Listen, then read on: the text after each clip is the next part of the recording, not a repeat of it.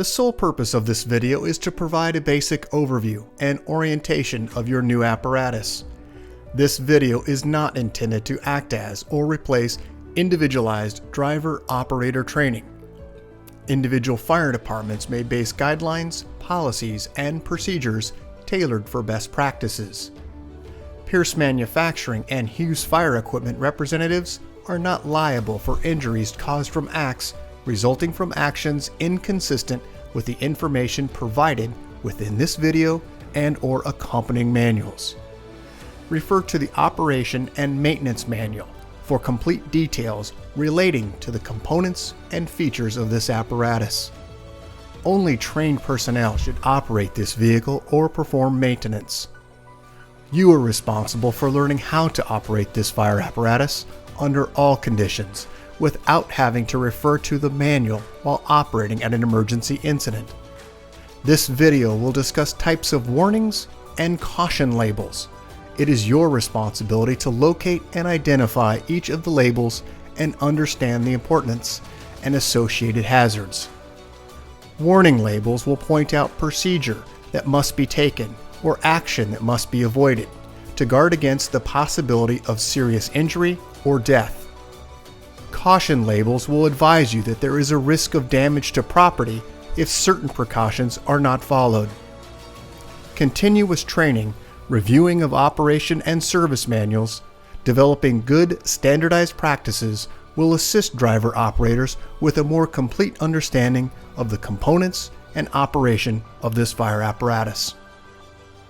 As the driver operator of this vehicle, you are responsible for understanding the function of each component of the apparatus, maintaining control of the fire apparatus at all times while in operation. Make operational and functional changes while operating at an emergency without having to read operator's instructions or safety warning labels. Operate manual override and emergency shutdown procedures immediately if a component fails to operate properly. Components location may vary with each Pierce fire apparatus. Review the exact location of each component prior to operation. Major inconsistencies between your vehicle and the information contained in this video should be directed to your sales representative. Safe operation of any vehicle is the responsibility of the driver operator. You must learn the location and function of all controls, switches, gauges, valves, inlets, and discharges. Due to a higher center of gravity, heavy trucks have a significantly higher rollover tendency than other types of vehicles. To reduce the risk of rollover, avoid making sharp turns, excessive speed, and avoid abrupt maneuvers. In the event of a rollover crash, an unbelted person is significantly more likely to become injured or die than a person wearing a seatbelt. In the event of a crash, unbuckled occupants can also become a hazard to other occupants, as they may be thrown around inside the cab. Seatbelts are required while in operation. Please refer to your warranty certificates for details and information enclosed in your manuals. Customer-installed equipment must be mounted to withstand road travel and comply with NFPA 1901.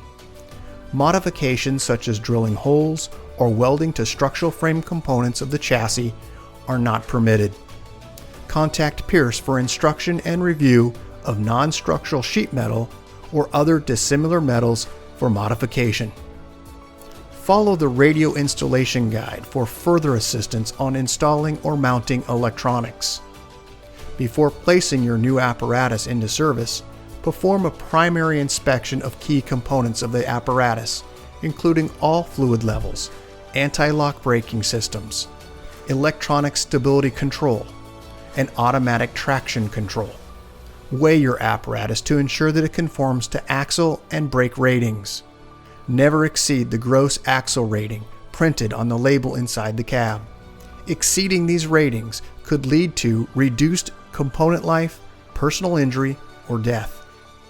Review the use of auxiliary braking systems, compression brake, exhaust brake, electronic retarder, and hydraulic retarder.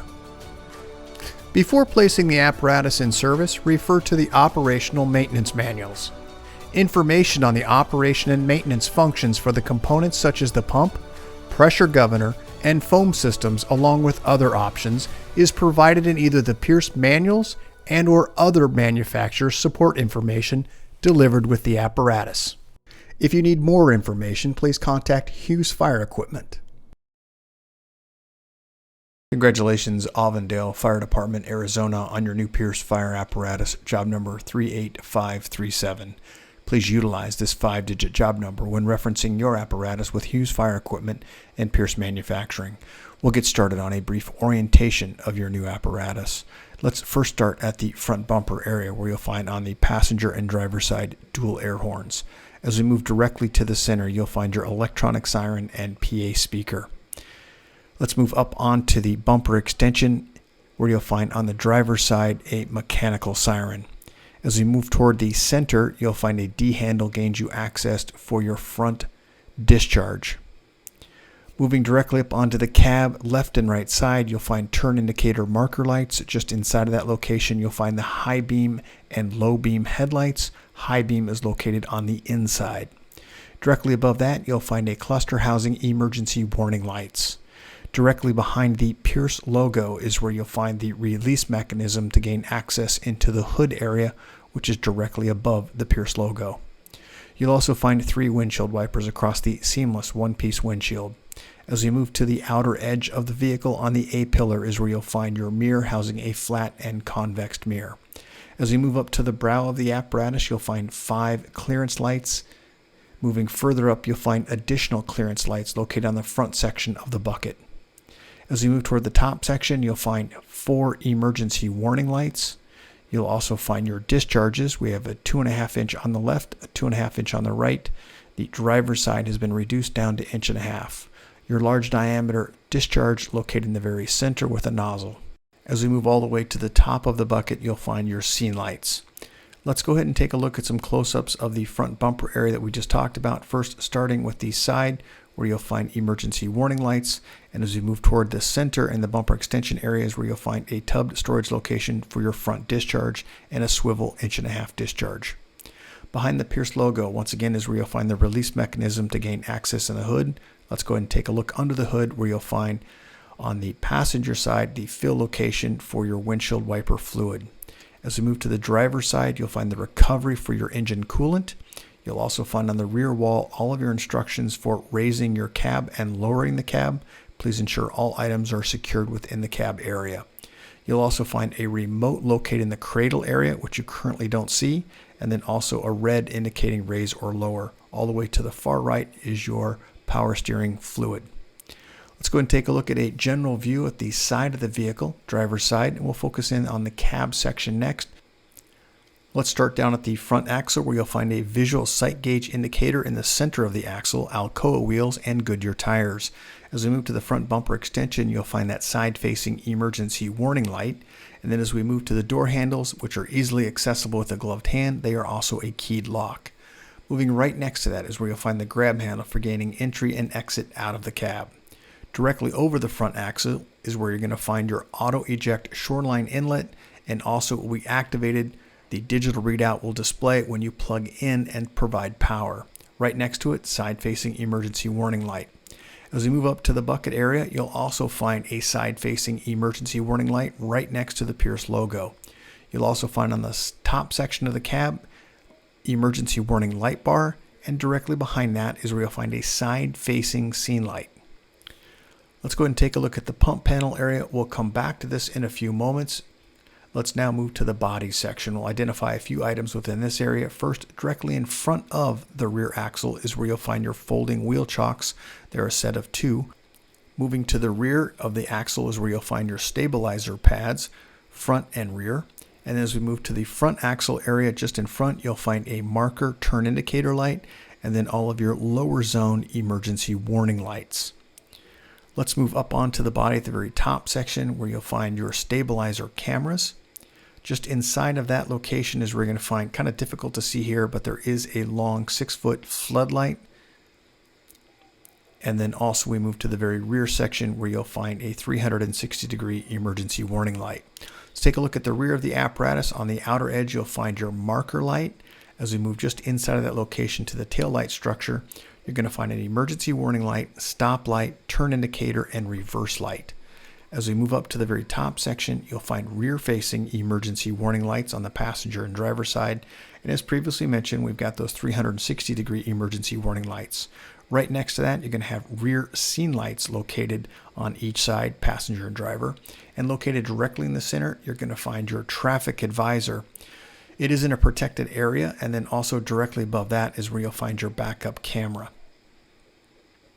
As we move down, you're going to find your protruding hooks that come through the back off the frame rail. These are a 6,000-pound direct pull. Also, you'll find your large diameter aerial inlet. Right next to that aerial inlet, we'll have a close-up of this in a few moments, is a pressure gauge. Just underneath the pressure gauge is an inclinometer. That inclinometer is from left to right, or driver to passenger side. In the pan door area, you're going to find an 1.5-inch ball valve. This is the aerial drain. Let's go ahead and move now to the passenger side of the vehicle. The only difference here on this side, we're going to find our exhaust is located here.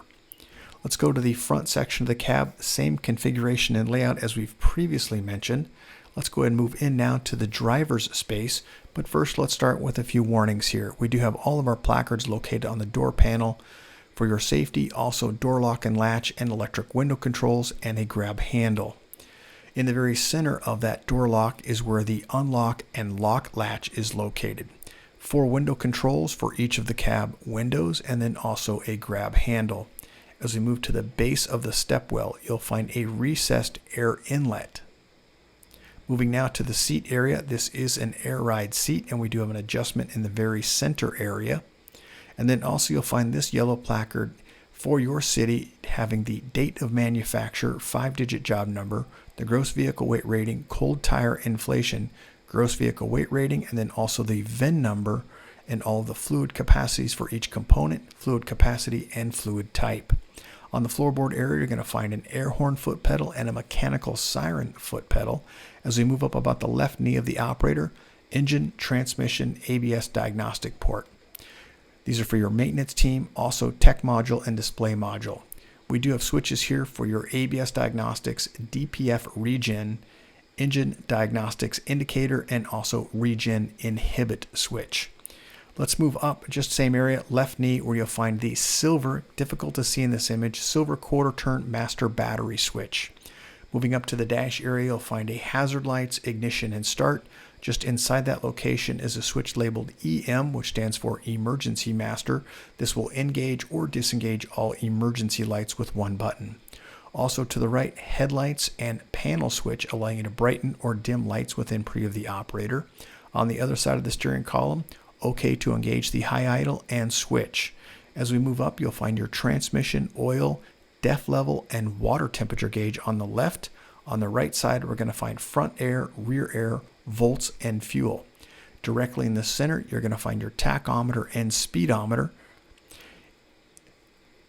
You'll also find diagnostic information will display above and also below the speedometer with informational tally lights. As we move to the very top on the A-pillar area is where you'll find overhead of the operator, the height 12 feet 3 inches, length 47 feet 0 inches, gross vehicle weight rating 84,000 pounds. If you make any adjustments to your vehicle that may alter your height, length, or weight, please revisit this plaque and update it. As we move to the right, you'll find your emergency master, roof light, front warning, and side warning, lower rear warning, upper rear warning, high beam flash, and your opticom switch. When any of these switches have been activated, green light will illuminate around the perimeter of the light, indicating that it's on. As we move to the right, as you can see the green indicator, the air horn is active. We have driver side scene, passenger side scene. The red switch is for your siren brake, for your mechanical siren, and then also we have a switch for your deck lights. Let's move just to the right of this location where you'll find your traffic advisor control module. Moving further to the right within reach of the operator, you're going to find your siren control and PA speaker system. As we move to the very center, you'll find your do not move your apparatus light when it's flashing, indicating you have a compartment or door open. Just a general view here of the center dash area to the right of the operator, pulling attention here to the pull to apply your system parking brake, and push to release, it's the yellow diamond on the left side of the image. Also, your Pierce command zone located in the center, tremendous amount of information. Please see the owner's manual for more information. As we move to the right, you'll find your Allison transmission pad with an informational plaque indicating pump and drive. To the right, you're going to find your aerial master, aerial PTO, platform leveling, stabilizer camera, aerial DC lights, and load manager. As we move down to the switches on the bottom, the rocker switches, we'll find an engine brake on and off switch, a settings for that engine brake for low, medium, and high. The D10 will indicate the location of that. A off-road traction, a front wheel lock, radio push to talk, and mirror heat. Moving further to the right, you'll find your pump shift. There are instructions on the placard from road to pump, and then also from pump to road. Just as a reminder, you need 2 green indicators, pump engaged and OK to pump for pump operations. Also some caution and warning placards just underneath this area. As we move to the right, mirror controls for the left and right mirror, climate control located in the very center for heat, defrost, and air conditioning. Let's move directly behind the driver's seat where you'll find an additional plug. When plugged into Shoreline Power, this outlet will become active. Once again, battery voltage is at the very top section. It will illuminate when you're plugged into Shoreline Power. This is an auto eject plug. As we move down to a close-up of the front axle, once again, visual sight gauge indicator, Alcoa wheels, and Goodyear tires. Let's move now to the cab rear section. Affixed to door panel, safety and warning placard information, door lock and latch, and electric window controls, and a grab handle. As we move inside the cab at the rear section of the engine, you'll find USB plugs, 12 volt, and then you'll also find those on the passenger and driver's side. Directly in the center, lift and turn latch will gain you access to the rear portion of the engine for your daily checks for oil and transmission. Just a quick look toward the rear cab wall where you'll find 2 forward-facing SCBA seats, and also your David Clark headset system at the very top section. Just under that pedestal is where you're going to find additional outlet. This is for your battery charging system. When plugged into Shoreline Power, that becomes active. We're to the exterior where you'll find a 7.3 US gallon DEF fill. It's the blue cab. And now let's go ahead and take a look at the pump panel area. First starting at the very top with the number 1 crosslay, number 2 crosslay, and a 2.5-inch crosslay. As we move down, just a couple of warning placards here. Entanglement hazard. Because of those lines coming from aloft, there is the possibility of entanglement. As we move to the gray area, we're going to find our master intake gauge, and just to the right, you're going to find your test gauge ports for vacuum and pressure. They're currently plugged. These are utilized for testing purposes. To the right, you'll find your master discharge gauge. As we move down, you're going to find your discharges, front, crosslay 1, 2, and the 2.5-inch crosslay. Moving just to the right, you're going to find a warning. Only trained personnel should operate this piece of equipment, and that's only after they received proper training. This is your minimum maintenance schedule for pump operations. We'll go over this in just a few moments. And then just beneath that, you'll find the 2.5-inch discharge for discharge number 1, 2, and number 3. Let's move just to the right where you'll find your pressure throttle governor. Right next to the pressure throttle governor is where you'll find an audible speaker. This does have the ability to brighten or dampen the sound by just simply twisting it right to left. You'll also find if you've engaged your pump properly, you should have an OK to pump light illuminating. Also a recirculating cooler, I should say engine cooler, just to the right. It's a twist, not a pull. And then also a warning when climbing onto the vehicle, always face the vehicle while climbing onto it. Just underneath that, you're going to find your tank fill and recirculating line. Just under that, you'll find the tank to pump. And then as we move to the right, this is your fire pump primer, push to prime, air prime. We do have an informational note, 1,000 RPMs for best practices for priming. Just underneath, we have the blue water level indicator. And then to the left, you'll find your large diameter discharge and aerial discharge. You'll also find your David Clark push-to-talk headset plug-in location and also a danger placard. The aerial ladder is non-insulated. To the right, we have the 2.5-inch discharges located on the driver's side.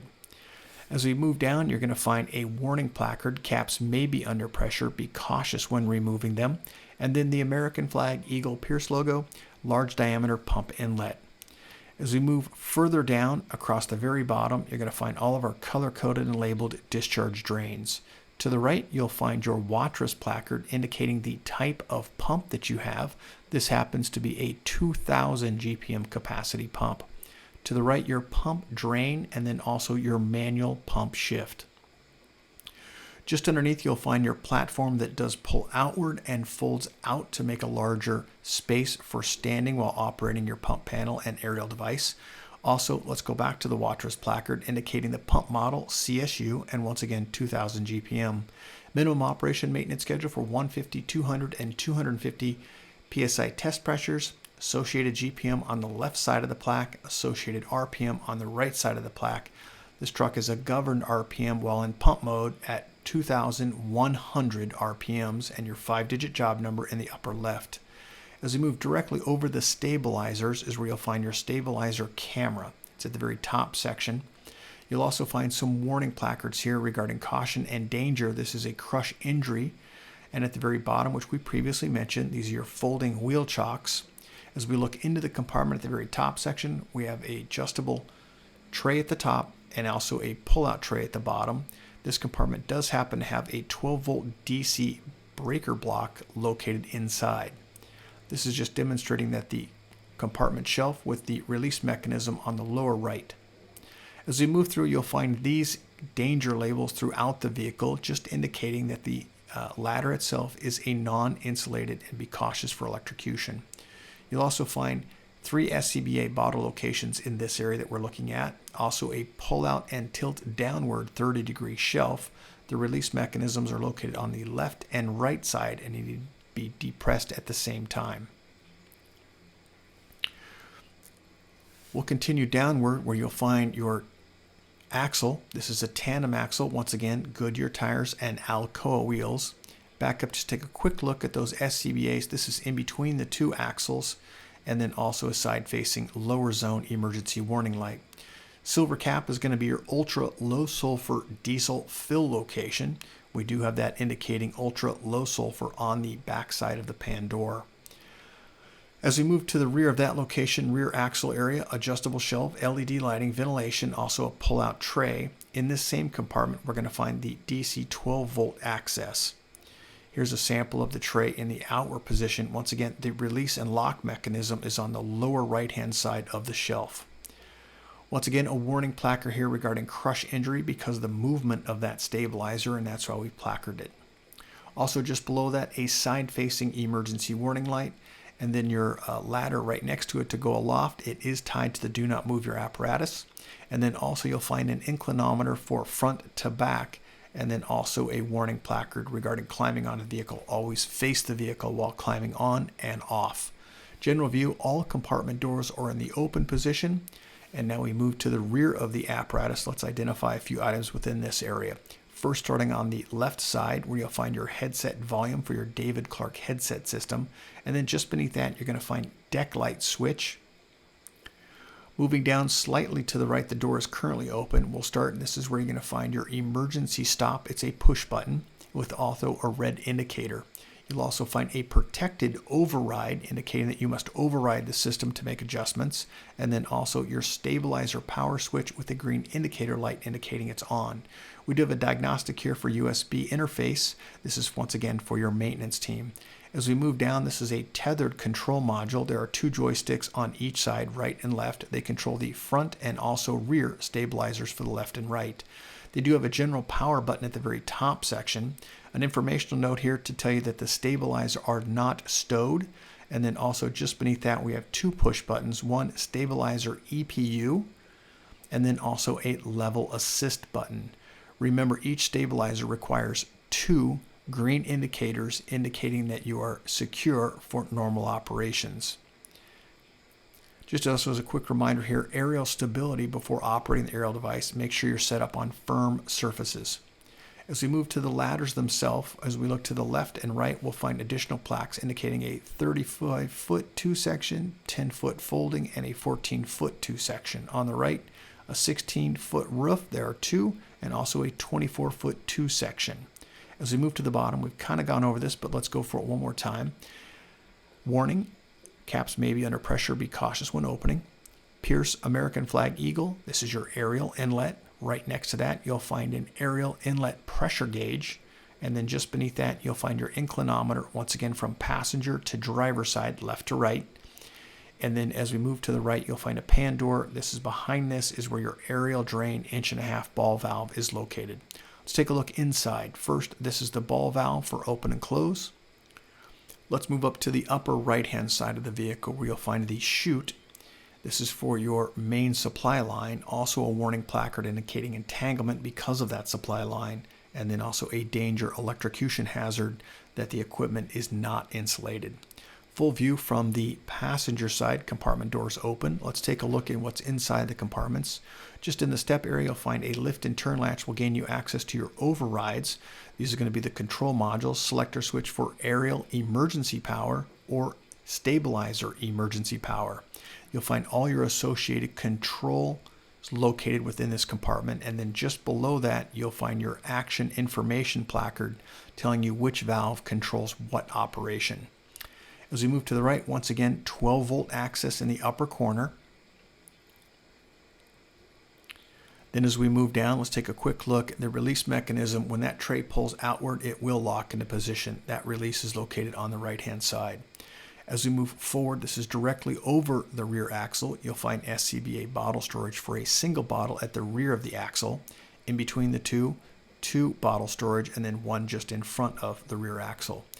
We have an adjustable shelf and also pegboard. We'd like to point out this image. This is your exhaust. Extremely hot diesel exhaust temperatures do exist. Be cautious where you choose to park your vehicle during regen operations. As we move forward, once again, 12-volt access in the upper compartment, adjustable shelf, and a pull-out tray in the lower section. Let's move directly over the stabilizer. We have a pan door here. This is also where the camera is located for your stabilizer.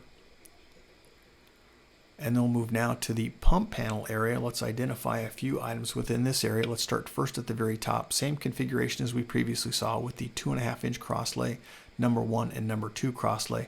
And then of course that entanglement warning placard just below that. As we move down to the pan door, which is located on the left side of the pump panel, behind this is where you're going to find your foam drain. Let's move through and identify once warning placard. Caps may be under pressure. Be cautious when opening them. Eagle American Flag Pierce logo. Large diameter passenger side inlet. Large diameter passenger side discharge. And then also a 2.5-inch discharge. As we move to the very bottom of the panel where the running board is located, that's where we're going to find all of our color-coded and labeled discharge drains, including this primer drain. Let's go ahead and move now into the rear section of the cab. We've kind of seen it from the driver's side, but now we're going to go in from the passenger side. Once again, affixed to the door panel, safety and warning placard information, door lock and latch combination, electric window controls, and a grab handle. As we move inside to the roof area, you're going to find speakers and then also push on or off red lens or white lens lights in your air conditioning unit. As we move to the hinge point area, there's the red grab handle for getting access in and out of the cab. And then we have 2 forward-facing seats which do house SCBAs, and then also the 2 rear-facing seats. Let's move into the officer or passenger side. Once again, affixed to the door panel, safety and warning placard information. You also have a glove box just in front of the officer seat. What I would like to point out in this section is this vehicle is equipped with a supplemental restraint system, an airbag. That's the SRS in the upper corner. Please be cautious when mounting any equipment within this area. As we move to the left of the officer seat, we're going to have 12-volt access via barrel style, and then also we have 4.8 amp USB style. We do have a siren brake, air horn, and mechanical siren activation switches.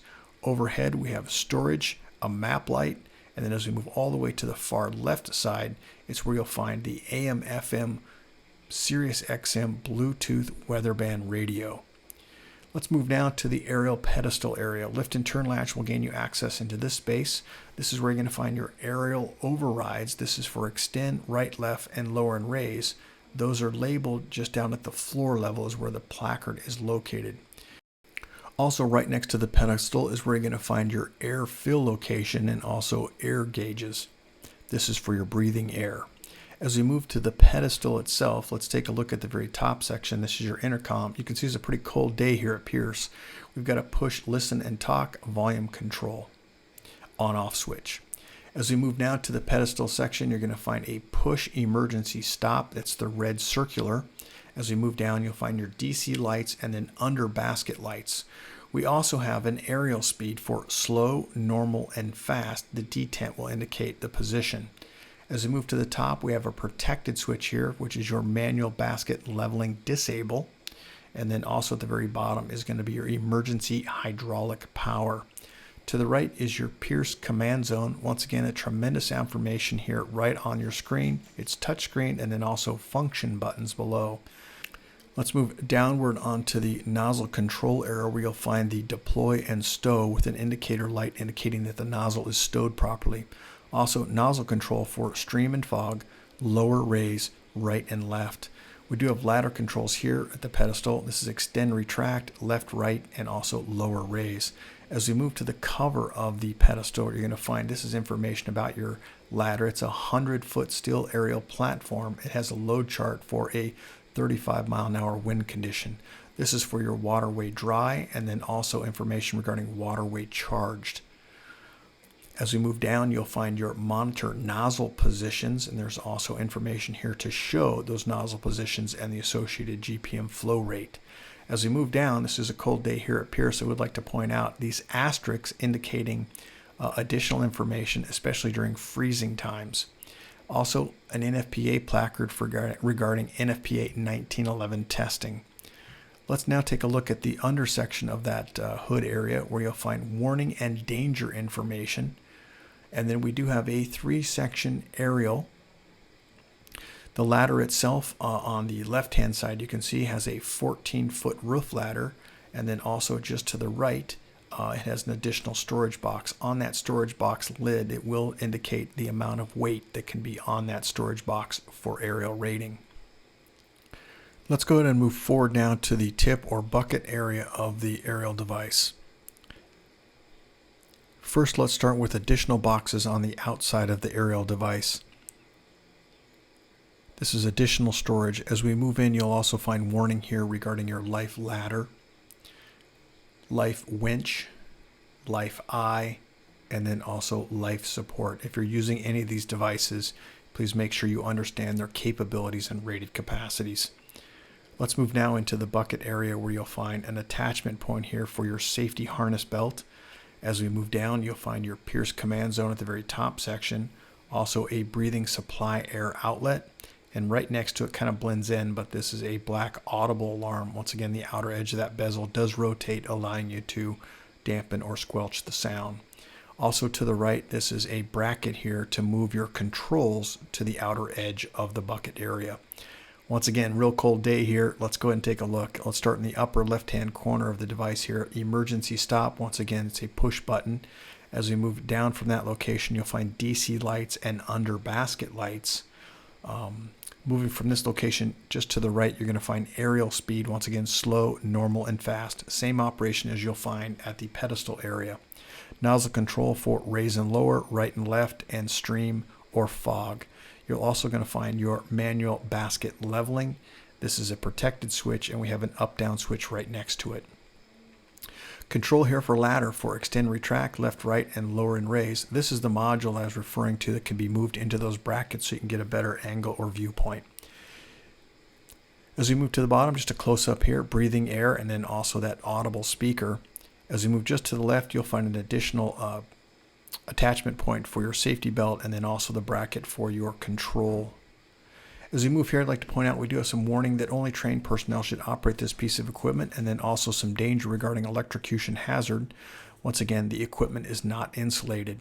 As we move up, we have some fall restraints required placards and also some tipping hazards in case you choose to short jack the vehicle.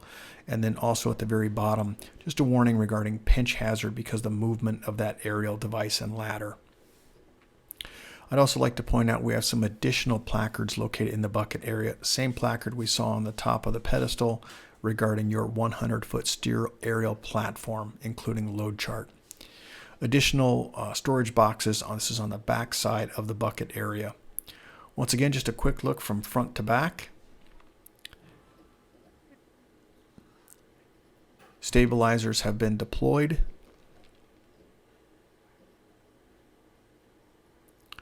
And then just a quick shot with the aerial device up. We're doing this so we can take a look into the dunnage area, which is the area I'd like to cover next. With the aerial device in the upright position, does expose some of the items here. Let's go ahead and go through some of those. First, let's start with water tank. And then also we have our foam tank. I would like to point out on the foam tank, we have a warning placard here. Do not mix different brands or consistencies of foam for the possibility of foam failure. You'll also find your aerial hydraulic oil fill location. As we move forward, your cross lays. And as we move toward the cab area, we'd like to point out this is a non-walking surface, and that's why we have these warning placards indicating that this is a non-walking surface. The next set of images are going to be that of the aerial chassis from underneath for your convenience, and then also some information regarding your engine. I would like to point out when you start the process of tilting your cab, make sure all items are secured, and then once the cab is fully tilted, you'll place this safety bar into position. It's important that the safety bar is just utilized for that. It is not to be utilized where you lower the cab onto the safety bar. Maintain both pressure on equally on the cylinders. The safety bar is just that, only for safety.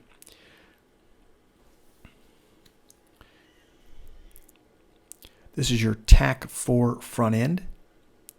And then as we move just to the rear of the front axle, you'll find your battery terminals for positive and negative.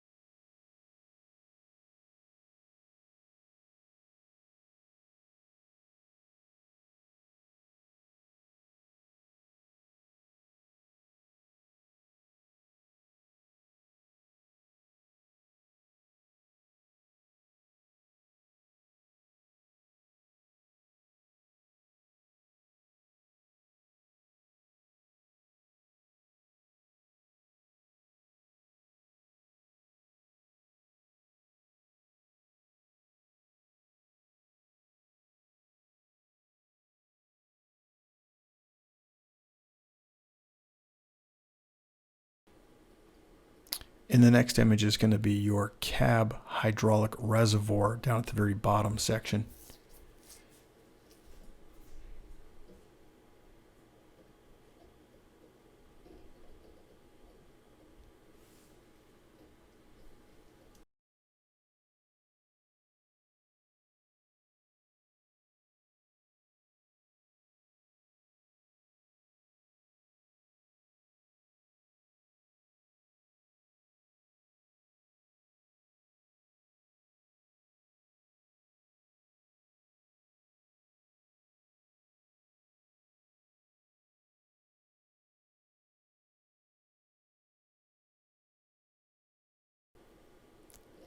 And then we have an image here, or video I should say, of your vehicle with the emergency lights on.